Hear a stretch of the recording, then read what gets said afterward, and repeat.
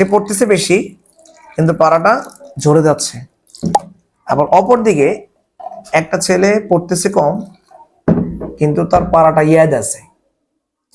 এখন আমার কথা হলো, আপনার সন্তান যারা হিফজ পড়ান, যদি পারা যদি ভুলে যায়, এভাবে যদি পারাগুলা যদি ঝরে পড়ে যায়, তাহলে আপনার সন্তানদের এই পড়ার কোনো মূল্যায়নে থাকবে না।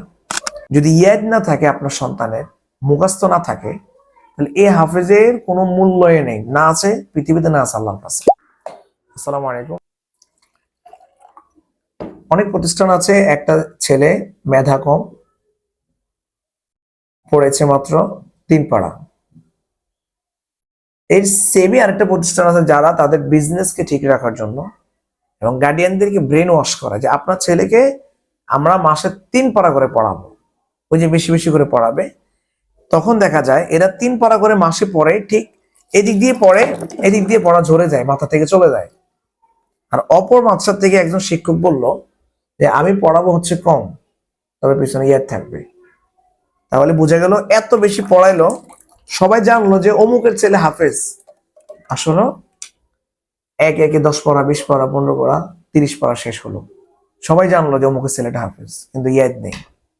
যদি ইয়াদ না থাকে, আপনার সন্তানের মুখস্থ না থাকে, তাহলে এই হাফেজের কোনো মূল্যই নেই, না আছে পৃথিবীতে, না আছে আল্লাহর কাছে। তাহলে আপনার সন্তানের সময়ও গেল, আপনার টাকাও গেল, ওর লাইফটাও শেষ হয়ে গেল। তাই আমরা অনেকগুলো মাদ্রাসা আছে, অনেক মাদ্রাসা মুতামিমরা আছে বর্তমান সময়ে, যে তারা গার্ডিয়ানদেরকে খুশি করার জন্য, গার্ডিয়ানদের মন রক্ষা করার জন্য সন্তানগুলোর লাইফ নষ্ট করে দিচ্ছে।